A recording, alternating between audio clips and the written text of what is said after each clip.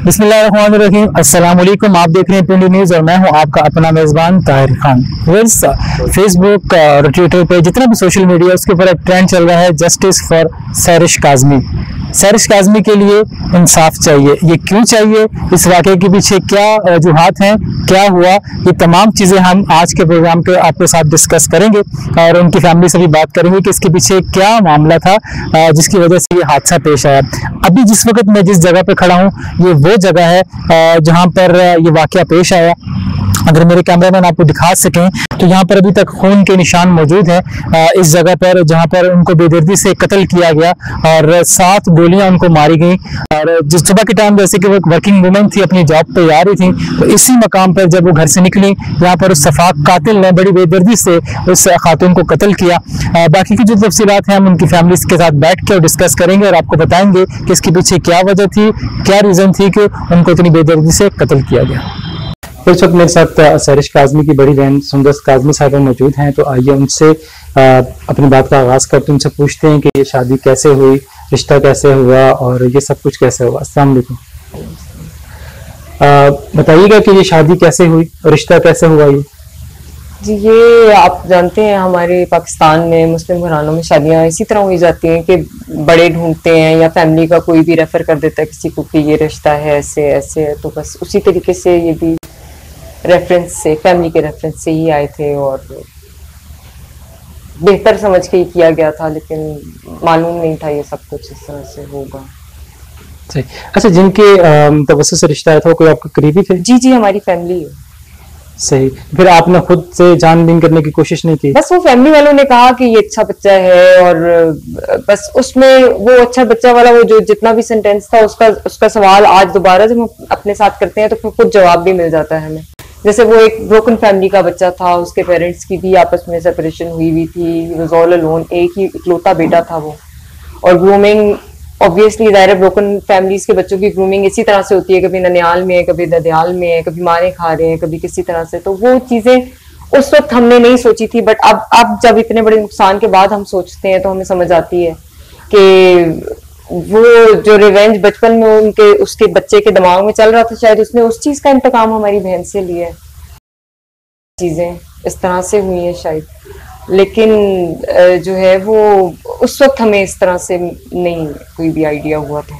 सही। अच्छा बताएं, रिश्ते और शादी के दरमियान कितना गैप रहा? बहुत ज्यादा नहीं था, आई थिंक 1 मंथ का होगा, 1 महीने का। सही। अच्छा, वैसे जो आपकी बहन थी सैरिश काज़मी, वो किस नेचर की खातून थी? बाहिजाब थी, बहुत सलीके वाली थी, पढ़ी लिखी थी, बहुत ही सुलझी हुई थी। मतलब उनको इस तरह से किसी भी किस्म की इररिलेवेंट गुफ्तगू, एक्स्ट्रा टॉक करना, इस तरह की कोई भी एक्टिविटी एक्स्ट्रा किस्म की कोई भी इस तरह की चीजों में वो कभी रही नहीं है। तो संजीदा इतना अरसे में उन्होंने कभी आपसे कोई इस तरह की बात नहीं की कि मेरे साथ इस तरह से हो रहा है या इस तरह कोई बात है, या आप लोगों ने कोई जज करने की कोशिश नहीं की? खामोश हो गई थी वो। संजीदा तो वो पहले भी बहुत रहा करती थी, लेकिन खामोश हो गई थी, जो हमारे लिए बड़ा क्वेश्चन मार्क था कि वो। लेकिन ये था कि वो ऐसे लोग शायद बहुत शातिर होते हैं, वो हमारे साथ फैमिली में आके बैठा भी करती थी, जब कभी आती थी तो वो बिल्कुल पास आके बैठता था या फोन ले लेता था, या अगर वो हमारे बहुत क्लोज हो रही है तो वो उसकी भी कोशिश होती थी कि बस थोड़ी देर में, जितनी देर में ये बातचीत हो रही है सामने सामने हो, उसके बाद वो लेके चला जाता था। मतलब उस तरह से हमने उनके साथ वो टाइम नहीं गुजारा जिस तरह से बहन भाई आपस में एक दूसरे के दुख दर्द पूछते हैं, क्योंकि वो कुछ करता ही नहीं था ऐसा, कोई उसका कोई प्रोफेशन नहीं था, कोई ऐसी उसकी एक्टिविटी नहीं थी जिसकी वजह से वो उसको छोड़ के कभी भी नहीं हमारे पास गया था कि वो हमें बताती कि वो क्या सह रही है। सही। अच्छा, जिस दिन ये वाकया पेश आया उस दिन बताएं, वो सुबह यहाँ से आपके घर से गई? जी बिल्कुल। वो बहुत खुश थी। असल में हम लोगों ने देखें, दीन हमारा यही सिखाता है कि अगर आप 2 इंसान आपस में जिनकी शादी हुई है, अगर वो नहीं आपस में मिजाज नहीं मिल पाते, तो शरीयत ने इजाजत दी है कि आप जो है वो एक रास्ता अलहदगी का पहले लें, फिर आप सोचे समझें सारा कुछ। हमने उसको बड़ा टाइम भी दिया था कि अगर ये अपने आप को अच्छा इंसान साबित करने में कामयाब हो जाता है तो ठीक है, लेकिन वो सब कुछ नहीं हो पाया था। इस वजह से फिर हम लोगों ने, पूरी फैमिली ने आपस में यही बैठ के एक बात सोची थी कि अब हम जो है वो तलाक के लिए इसको ले जाएं बात को आगे। तो बस वो तलाक ही मांगी थी। ऐसी गैर कानूनी और गैर शरई चीज नहीं थी कि जिसके ऊपर इतनी इंटेंसिटी का एक्ट किया जाता। मतलब ये तो बहुत ही गैर इंसानी हरकत थी जो उन्होंने की है। और अच्छा, आपको कितनी देर बाद पता चला कि सारिश को गोलियां लग चुकी हैं? ये हमारा इलाका ऐसा है, यहाँ पे मतलब ऐसी चीजें हो रही होती हैं, मतलब किसी का गार्ड, किसी का कोई भी ऐसी चीज आसपास हो रही होती है। मेन रोड भी बिल्कुल हमारे करीब है, तो वो यहाँ से बस मेरा ख्याल है निकली ही थी अभी 7:20 को निकली ही थी, और उसी वक्त मतलब it was very well planned and very organise करके चीजें की गई हैं। तो आपको लगता है कि ये उसने अकेले किया, उसके साथ कोई और भी है? ये तो अब करने वाले को मालूम होगा, लेकिन ये लग रहा है ऐसे, ये कि कोई अकेले नहीं कर सकता, और भी लोग शामिल हैं उसके साथ। वो तो पानी का ग्लास भी अपने मामू के बगैर नहीं पीता था। अच्छा अच्छा, ये बताइए कि जब जिस वक्त उसको गोलियां लगी तो कितनी देर, और उस वक्त वो जिंदा थी या मौके पे जान बक हो चुकी? हमारा माशरा जो है ना, इसमें हम सब शायद बहुत गैर इंसानी हो चुके हैं, क्योंकि इंसान की फितरत में नहीं है कि वो किसी चीज को तकलीफ में देख सके। चिड़िया का बच्चा भी कोई तकलीफ में हो तो आप फौरन से उसको रेस्क्यू करते हैं, पानी पिलाते हैं, जख्मी हो तो फौरन उठा के ले। लेकिन हमारे यहाँ पे आजकल ना मोबाइल से वीडियोस बनाई जाती हैं, और उसमें जो टाइम जाया होता है ना, वो किसी इंसानी जान को बचाने में सर्व किया जा सकता है, लेकिन हम इतने बेहिस हैं कि हम वीडियोस बनाते हैं, हम उस चीज को ड्रामेटाइज करते हैं, लोगों के लिए एक फन का वो बना देते हैं कि शायद ये कोई इंसिडेंट पता नहीं कोई बहुत ही किसी के लिए बहुत गैर अहम है, तो हम इसको मतलब वो जो टाइम उसमें सर्व किया गया, अगर उसमें हम उनको किसी अच्छी, ये सामने इतने हॉस्पिटल्स हैं हमारे घर के आसपास, वहां हम ले जाके कुछ ना कुछ उनकी दादरसी कर सकते थे। वो मौके पे जहां बक हो चुकी थी? नहीं, अस्पताल 20 to 25 मिनट सर्वाइव की हैं। हॉस्पिटल पहुंचाया गया उनको? नहीं। आप लोग बाहर पहुंचे, आप लोगों के सामने वो जिंदा थी? नहीं। जब आपके फैमिली किसी मेंबर को पता नहीं था उस वक्त तक? नहीं, हमें किसी को भी मालूम मतलब उस वक्त हुआ जब मैं खुद बाहर गई और मैंने पता करने की कोशिश की कि थोड़ी देर पहले कैसी आवाज उठी। तो मुझे रेस्क्यू वालों ने कहा कि आप प्लीज आए, आप लेडी हैं, तो ये कोई लेडी है जिनको कोई गोलियां मार के चला गया, तो आप आके देखें। तो it was a very shocking scenario. मुझे तो मतलब मैं बयान नहीं कर सकती शायद आपको कि वो क्या था। वैसे एक बहुत बड़ा हादसा है एक बहन के लिए, जब बहन निकलती है, दूसरी बहन को बाहर देखती है, वो गोलियां लगी, लत पड़ी है, और जैसे कि ये बात कर रही है कि हम लोग वाकई बहुत ज्यादा बेहोश चुके हैं। करीब पड़े मरीज को, लाश को हम तड़पने देते हैं, लेकिन हम लोग उनको हॉस्पिटल तक नहीं पहुंचाते, वीडियोस बनाते हैं, तस्वीरें बनाते हैं। ये क्या कैसा माशरा है हमारा? हम लोग क्या कर रहे हैं, किस तरफ जा रहे हैं? जैसे कि ये बता रही हैं, अगर उनको फौरन रेस्क्यू किया जाता तो शायद वो बच सकती थी। ये ठीक है कि अल्लाह ने जिसकी जितनी लिखी है उसको उतनी ही मिलती है, लेकिन हो सकता है कि उनको वहां पहुंचाने से वो बच सकती थी, लेकिन हम लोगों ने ऐसा नहीं किया। जैसे कि वो बता रही हैं, वीडियोस बन रही हैं, तस्वीरें बन रही हैं। खुदारा, हम एक मुसलमान लोग हैं, हमारा माशरा मुस्लिम माशरा है, तो कहते हैं कि जिसने एक इंसान की जान बचाई गोया उसने पूरी इंसानियत को बचाया। तो जहां भी इस तरह का कुछ होता है, केस होता है, कोई लोग बजाय मोबाइल निकालने के, तस्वीरें बनाने के, उस विक्टिम को देखा करें, उनको पहले तरजीह दिया करें। कुछ और कहना चाहेंगी इस कैमरे के थ्रू? बस यही कहना चाहूंगी कि मेरा ख्याल है कि मुसलमान होने के नाते पाकिस्तान के हालात को देखते हुए, मतलब पाकिस्तान के अंदर तो अब ऐसे इतने अनगिनत वाकयात हो चुके हैं, रोजाना न्यूज भरी हुई हैं इन्हीं वाकयात से। किसी की बीवी, किसी की बेटी, किसी की बहू, ये हादसा हो गया, वो हादसा हो गया। मतलब हम अपनी औरतों को शायद उस तरह का एक तहफ़्फ़ुज़ नहीं दे पा रहे। वो चीज़ जो उनको हमें समझाने की ज़रूरत है, तहफ़्फ़ुज़ देने की ज़रूरत है कि अगर कोई चीज़ हो जाती है तो वो डिस्कस की जा सकती है। वो डिस्कशन वाला जो एक रिलेशन है ना, वो अभी तक डेवलप नहीं हो पा रहा हमारे माशरों में। सही। हमने इतना खौफ मर्द और औरत के उसमें मतलब डाल दिया हुआ है कि वो औरत जो अपने भाई से अगर कोई बात करना चाहे तो वो नहीं कर सकती किसी खौफ के बारे में, अगर बाप से करना चाहे तो वो नहीं कर सकती। मतलब वो चीजें अभी तक हमारी डेवलप नहीं हो पाई, चाहे हम किसी बहुत एजुकेटेड फैमिलीज की बात करें, चाहे हम बहुत लो उसकी बात करें तबके की, तो ये कहीं पे भी ऐसा नहीं हो रहा। बहुत कम जगहों पे ऐसा है कि खवातीन जो है वो अपने घर के मर्दों के साथ खुल के बात कर लेती हैं, लेकिन 99% घरों के अंदर जो कुछ भी हो रहा है वो फ्रीली नहीं बता सकते। सही। तो इस वक्त मेरे साथ सैरिश काज़मी के भाई मौजूद हैं, आतिफ काज़मी साहब। तो उनसे पूछते हैं इस केस के हवाले से कि इस केस में क्या पेशरफ्त हुई अभी तक और क्या मामला चल रहे हैं। अस्सलाम वालेकुम। वालेकुम अस्सलाम। आतिफ साहब ये बताइए, ये जो इतना बड़ा हादसा हुआ इसकी आप लोगों ने FIR दर्ज कराई?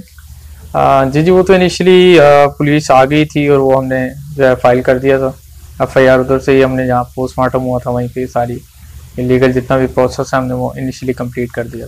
सही। तो अब तक की क्या पेशरफ्त है? थोड़ा सा प्रॉब्लम ये है कि ये क्रिमिनल माइंड जो है वो लड़का है और इसने सारी प्लानिंग करके सारा कुछ किया हुआ। आगे पीछे कुछ भी इसका यहाँ पे हमें लोकेट नहीं हो पा रहा इन्फॉर्मेशन। बाकी पुलिस तो हमारे साथ काफ़ी कोऑपरेट कर रही है, इन्वेस्टिगेशन ऑफिसर हमारे साथ अच्छा कोऑपरेट कर रहे हैं। SHO साहब खुद इनिशियली एट अर्लीस्ट जो है हमारे पास पहुँच गए थे और CPO साहब ने भी विजिट किया है। बाकी भी जितने भी ऑफिशियल्स हैं उन्होंने हमें काफ़ी सपोर्ट किया इसके अंदर और काफ़ी हमें यकीन दहानी कराई है कि कल्प्रिट्स को जो है वो हम इंतकामी उस तक लेके जाएंगे और इंसाफ जो है आपको जल्द से जल्द मुहैया किया जाएगा। मगर अभी जो प्रॉब्लम हमें बेसिकली आ रहा है वो सिर्फ इन्फॉर्मेशन का थोड़ा सा आ रहा है और उसके आगे पीछे ना होने की वजह से। अच्छा आतिफ साहब, जैसे कि आपने बताया कि मोबाइल से भी कुछ चीजें मिल रही हैं, तो ऐसी क्या चीजें हैं जो आपको मिल रही हैं? बेसिकली कुछ ऐसे थ्रेट्स हैं जो रिसेंटली उसके मोबाइल पे वो रिसीव करता रहा है। वो लड़का मैसेजेस भेजता रहा है कि मैं आपको मार दूंगा या कुछ ऐसा कर दूंगा, आप वापस आ जाएं। क्योंकि शादी तकरीबन 2 साल पहले अगस्त 2020 में हुई है और तकरीबन विद इन 2-3 मंथ्स जो है उसका करैक्टर जो है वो एक्सपोज हो चुका था और क्लियर हो चुका था। और हमारी सिस्टर ने जो है फिर यही डिसाइड किया कि वो उनके साथ नहीं रहना चाहती।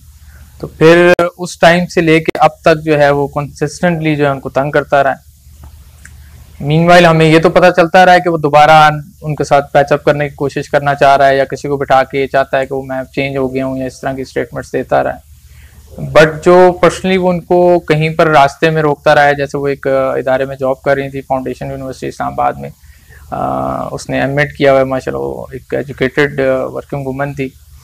तो उसने रास्तों में उनको रोक के जो थ्रेट्स देता रहा है या इस तरह की जो एक्टिविटीज वो किसी तौर पे हमें उस तरह से नहीं पहुंच सकी इन्फॉर्मेशन। अगर हमें पहुंच जाती बर वक्त तो हो सकता है हम इस साने को होने से रोक सकते थे।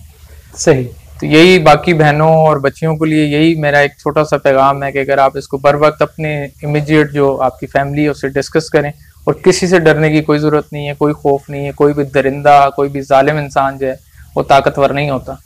ठीक। अच्छा, जैसे कि आपने बताया कि वो शादी के 3-4 माह बाद ये काम शुरू उसने कर दिया था, तो वो कोई जॉब वगैरह कोई काम करता था? तो उसका स्टार्ट में ये था कि वो एक प्राइवेट कार के तौर पे यूज़ कर रहा था, कुछ रेंट पे कुछ सर्विसेज वगैरह दे रहा था एज अ ड्राइवर और कार भी अपनी प्रोवाइड कर रहा था। फिर कुछ उसने बाद में उबर वगैरह चलानी शुरू कर दी।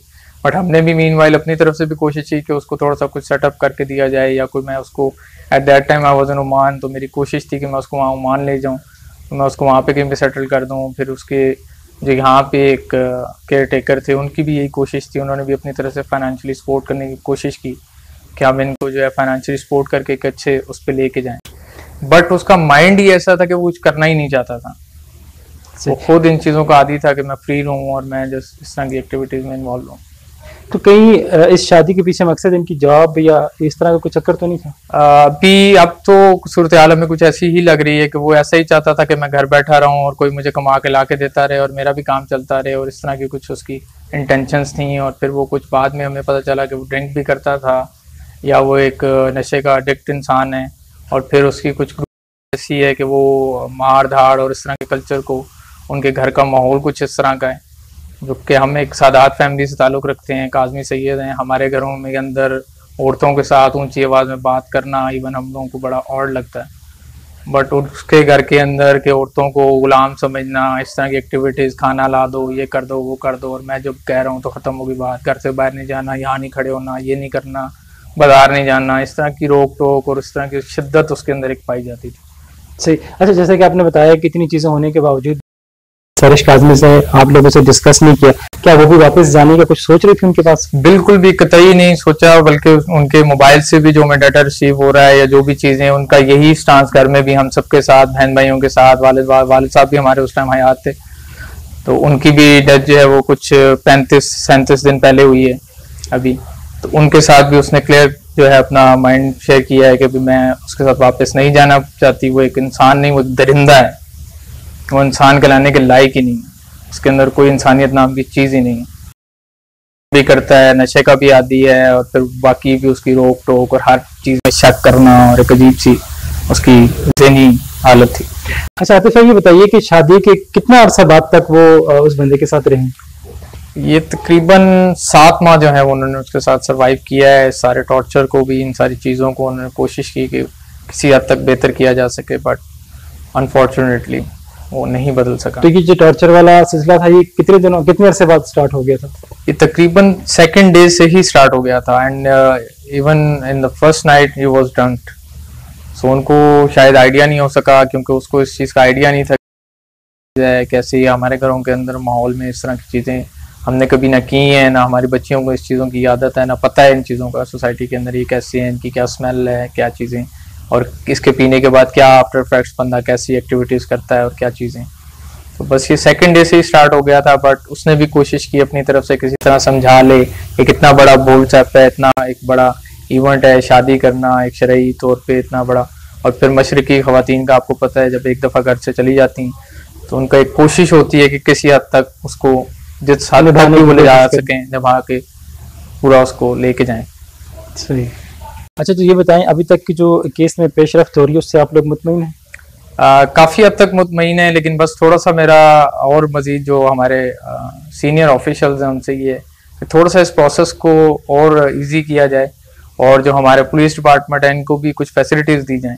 जैसे अब हमें यहाँ से विज़िट करना है किसी भी जगह के ऊपर, तो गाड़ी का ना मिलना, या फिर अब आजकल इलेक्शन का सीन चल रहा है, तो इलेक्शन की वजह से भी इनकी ड्यूटीज़ ऐसी जगहों में लगी होती हैं। अब इन्वेस्टिगेशन ऑफिसर हमें इमीडिएट इंफॉर्मेशन में या किसी और चीज़ के अंदर, तो अभी उसकी अगर स्याला के अंदर लगी हुई है ड्यूटी, तो वो कैसे मेरे पास एट द अर्लीस्ट पहुंचेगा, और इतनी देर के अंदर सस्पेक्ट जो है वो कहीं भी मूव कर जाए। तो इस तरह की एक्टिविटीज़ हैं कि अगर आपने एक बंदे को कोई 302 का केस दिया हुआ है, उसको उस चीज़ का साइन किया हुआ है, तो उसके पास इतनी फैसिलिटीज़ और टाइम भी होना चाहिए कि वो वहाँ पे रीच कर सके टाइम पे। ये थोड़े से प्रॉब्लम्स आ रहे हैं, बाकी इंशाल्लाह हमारे साथ अल्लाह ताला भी बेशक वो जो है जुल्म के खुद जो है वो खिलाफ है और मजलूम का साथी। इन्वेस्टिगेशन ऑफिसर भी हमारे साथ बहुत अच्छा कोऑपरेट कर रहे हैं, उन्होंने हमें बड़ा अच्छा सर्विसेज दे रहे हैं, और SHO साहब भी जो हैं चौधरी नवीद साहब, उन्होंने बड़ी अच्छी सर्विसेज दी हैं, बहुत अच्छा हमारे साथ कोऑपरेट कर रहे हैं हर चीज़ के अंदर। जो हम उन्हें इन्फॉर्मेशन दे रहे हैं, जो चीज़ हम उनसे शेयर कर रहे हैं, वो भी हमें साथ लेके उन जगहों के ऊपर खुद विजिट कर रहे हैं, छापे मार रहे हैं, चेक कर रहे हैं कि जहाँ से भी हम उसको सस्पेक्ट को एज सुन एज पॉसिबल गिरफ्त कर सकें। सही। वही जैसे कि आतिफ साहब ने कहा कि आप जब अपनी बहनों बेटियों की शादी करते हैं, आपको चाहिए कि उनकी अच्छी तरह से छानबीन करें और फिर उनके साथ इन टच रहा करें कि खुदा ना खास्ता किसी की बहन बेटी के साथ ऐसा कोई मसला हो, ताकि वो आसानी से अपने माँ बाप बहन भाइयों को अपने साथ होने वाले जुल्म का बता सके कि मेरे साथ क्या हो रहा है और मुझ पर क्या बीत रही है। और लड़कियां भी मेरा ख्याल है, जैसे कि उन्होंने बताया कि वो एमएड थी, काफ़ी एजुकेटेड थी, मुझे समझ नहीं आती कि वो इतनी चीज़ें बर्दाश्त क्यों करती रही और किस वजह से बर्दाश्त करती रही। हालांकि उनको ये चीज़ें सब बहुत पहले सामने ले आनी चाहिए थी, तो शायद आज वो यहाँ मौजूद होती। लेकिन ये हम लोगों का एक खासा एक मशरकी जो हम लोग हैं, स्पेशली ये चीज़ होती है, एक मशरकी लड़की जो होती है वो बहुत कुछ बर्दाश्त करती है अपने ख़ानदान के लिए, अपने माँ बाप की इज्जत के लिए वो बर्दाश्त करने की कोशिश करती ताकि हमारे माँ बाप के नाम पे इज्जत पे कोई हर्फ ना आए या उनकी इज्जत पे कोई उंगली न उठाए। उसके लिए बहुत सा जुल्म वो बर्दाश्त कर लेती है। तो आज हमारी एक बेटी ने और जुल्म बर्दाश्त करते हुए अपने आप को मट्टी में मिला दिया, अपने आप को खाक में मिला दिया। 7 गोलियां उन्होंने खाई। आप सोचें, इमेजिन करें, जिस वक्त उनको 7 गोलियां लगी होंगी, उन पे क्या गुजर रही होगी, उन पे क्या बीत रही होगी, कितने कर्ब से, कितनी तकलीफ से वो गुजर रही होंगी। पता नहीं उनके जहन में, माइंड में क्या चल रहा होगा, क्या नहीं चल रहा होगा। अब मेरे पास तो अल्फाज भी नहीं है कहने के लिए, क्योंकि अल्फाज मेरे साथ। मेरी भी यही रिक्वेस्ट है आप लोगों से कि जहां भी अपने बहनों बेटियों की शादी करें, खुदा उनकी छानबीन करें, उनके साथ इन टच रहा करें, देखा करें कि लड़का किस किस्म का है। ठीक है, हमारे माशरे में इज्जत को तरजीह दी जाती है, हम भी तरजीह देते हैं, लेकिन इज्जत, अब उस ऐसी इज्जत का क्या फायदा है कि अपनी बेटी को गवा दें, आप अपनी बहन को गवा दें, आपके पास ना रहे, फिर आप बाद में बैठ के अपने हाथ मलते रहें। तो खुदारा ऐसा मत किया करें। अपनी बहनों बेटियों को अच्छी जगह उनका रिश्ता किया करें, उनको कॉन्फिडेंस देकर कोई ऐसा मसला तो खुल के आपसे बात करें, आपके साथ बैठें, आपको बताएं कि क्या मसला है, ताकि उन मसलों को हल किया जाए और इस तरह से हमारी कोई और बेटी जो है वो, बहन बेटी जो वो सहरिश काज़मी की तरह ना हो। बस ये तमाम वो बातें थी जो इस कत्ल के पीछे थी, आपने सुनी बातें। और आखिर में जाते जाते फिर आपसे ये कहूंगा, जैसे कि अभी इनकी बहन ने भी कहा और भाई ने भी कहा, कि खुदारा अपनी बहनों बेटियों को कॉन्फिडेंस दें, उनको एतमाद दें कि खुदा न खास्ता ऐसा कोई मकसद, ऐसा कुछ उनके साथ हो रहा है तो आप लोगों को बताएं कि हमारे साथ क्या जुल्म हो रहा है और क्या चीज चल रही है। अल्फाज तो मेरे पास नहीं है कुछ भी कहने को, इतना ही कहूंगा कि मैं आपसे इजाजत चाहूंगा। और अगर हमारे ये प्रोग्राम कोई आला काम देख रहे हैं तो प्लीज आप लोग भी इस केस में उनकी हेल्प आगे करें, ताकि जो कातिल है वो गैफर किरदार तक पहुंचे और कल को कोई और सैरिश काज़मी इस तरह से बेदर्दी से ना कत्ल की जा सके। इंशाल्लाह जिंदगी रही तो फिर आपसे मुलाकात होगी, तब तक अल्लाह ने के बाद।